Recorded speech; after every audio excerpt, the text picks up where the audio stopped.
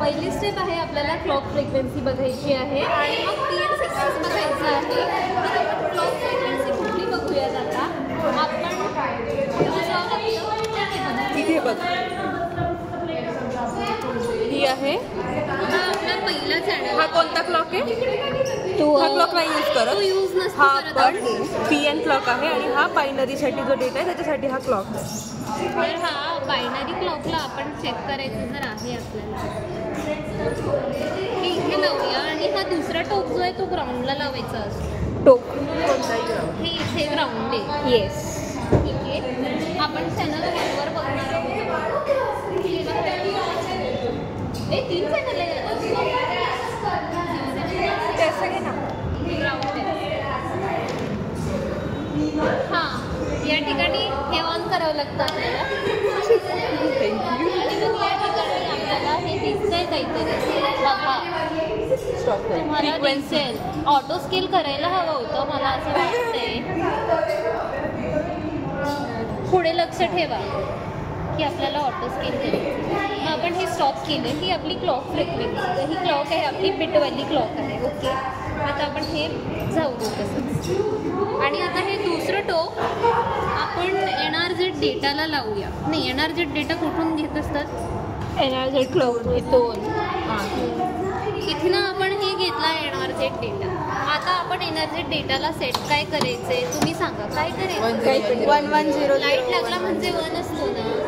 1 आपण 1100 1100 हा घेऊ. नाही असं नको तेच. हां आपण हा काहीतरी घेतला. लिही ना गं काय घेतला? 1100 1010. आणि आपण इनपुट चेंज केल्यानंतर ऑटो स्केल नक्की करा.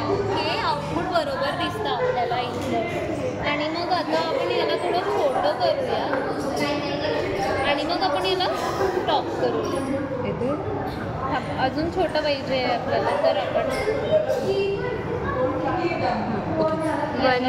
थोडं खाली करते आणि हां डेटा बघ 1 1 नाही अगं 0 नाही आला.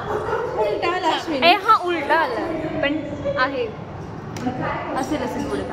दुसरीकडनं जिथनं हे बघा डेटा असा कधी उलटा पुलटा आला ना. याच किटवर आमचा डेटा उलटा पुलटा येतो. तर आम्ही मॅमला सांगितलं तर मॅम बोलल्या समजा इथून मोजा. तर इथून आता आपण मोजून पाहू कुठून तरी 1 0 0 येते परत. ठीक आहे अजून पुढचं बघूया. आणि मॅमनी असं पण मोजलं होतं 1 0 1 मग 0 0 मग 1 1 आणि हे असं इंटरनल. हां म्हणजे ते सर्किटरी अंदरची चुकली असते म्हणून आपला डेटा कधी कधी चुकतो. तर घाबरू नका म्हणून मी हा सिक्वेन्स घेतला होता. बघा म्हणजे मॅमनीच असा सिक्वेन्स घेतला होता की त्यात उलटं टिलटं आलं तरी पण प्रॉपरच दिसेल. 1 1 0 0 1 1 0 0 हा घेतला आपण. आपला इनपुट डेटाच चेंज करून द्यायचा आपण या ठिकाणी. हां ठीक आहे मग झालं. Observe PN sequence. आता PN सिक्वेन्स आपल्याला ऑब्झर्व करायचं आहे तर हे आपण PN सिक्वेन्सला लावू. काही दिसतच नाही आहे. विथ रिस्पेक्ट टू डेटा नवीन लावून रिस्पेक्ट टू ते नंतर बघू. काहीतरी प्रॉब्लेम येतो इथे लाव. इथे ग्राउंड कर. जेव्हा प्रॉब्लेम येईल ना तेव्हा पॉज करून दे. म्हणजे कशाला एवढं स्टोरेज पाहिजे. प्रॉब्लेम आला पॉज करायचं. ऑटो स्केल करून बघ एकदा काही होतं की नाही.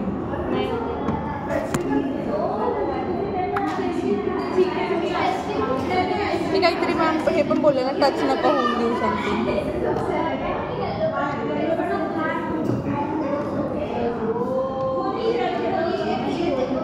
फोटो असेल ना मागच्या वेळेस केलेलं पाहिजे. सिग्नल तसेच राहणार आहे. सिग्नलचा फोटो मी काढले होते ना. पण ते असं करून बघ अश्विनी थांब. पण तिथं ते पण नाही आहे ना की घालून बघितलं.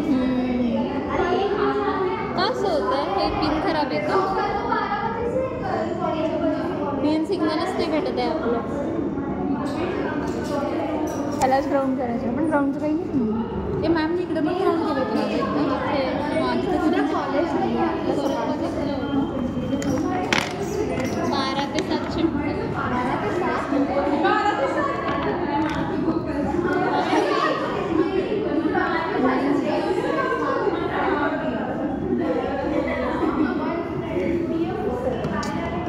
हे सातलं जेवण आहे ना म्हणून. बरं झालं. आम्ही हे दिसतंय ना जर परत एकदा बघ. हो. नाही दिसत आहे तर बघ ना.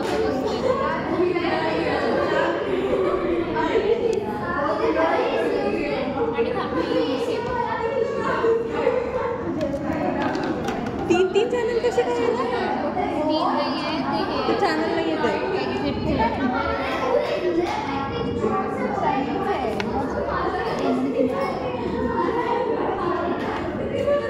एक मिनिट हा. काय झालं ते? काय माहिती मी हे लावलं. PN सिग्नलची क्लॉक लावली. नाही ना.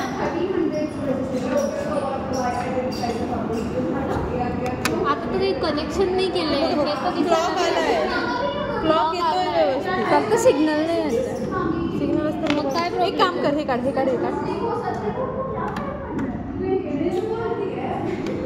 आता किड्स असं नाही मी 5.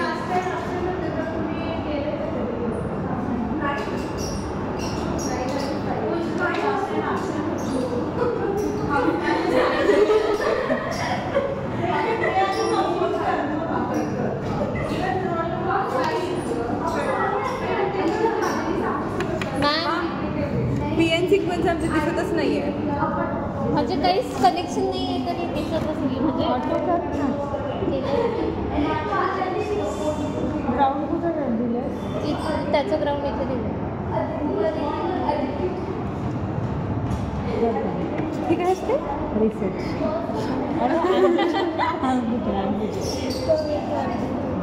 ते पण सांगितले हे रिसेट माझ्या सांगितलं ठीक आहे. अरे नाही बंद पॉज केलं चालू. ओके. जर इथे काही तुमचं PN सिक्वेन्स येत नसेल तर हे रिसेटचं बटन आहे. हे प्रेस करून तुम्हाला इथे आउटपुट दिसेल. Okay. This is the PN clock आणि हा तुमचा PN सिग्नल.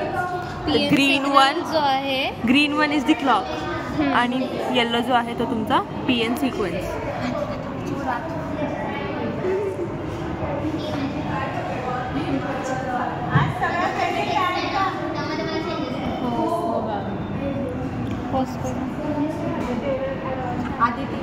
आता हे बघायचं PN कसं सिक्वेन्स होतं? बघायचा आहे.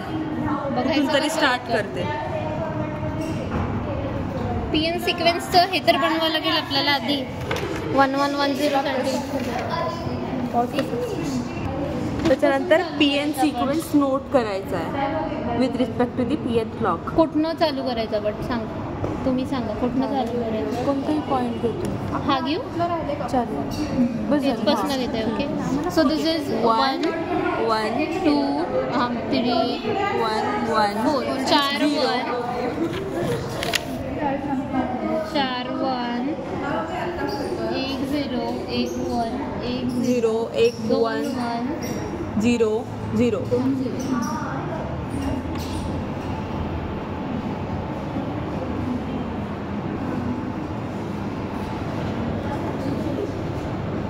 मग 2 0 1 1 1 3 0 4 1.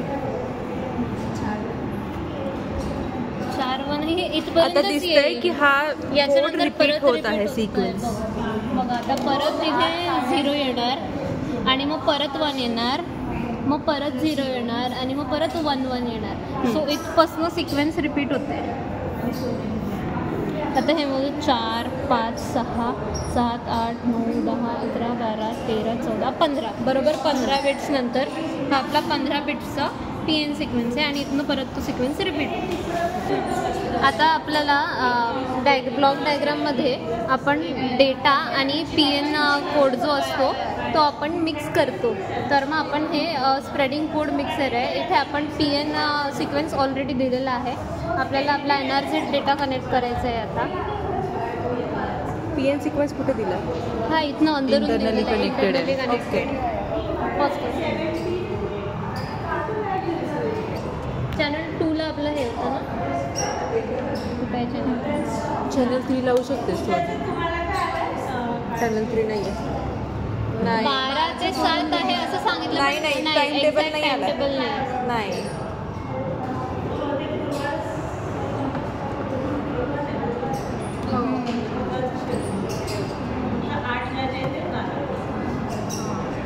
आता हा जो NRJ डेटा आणि PN सिक्वेन्स आहे ते तुम्ही सोबत तिथे ऑब्झर्व करायचं.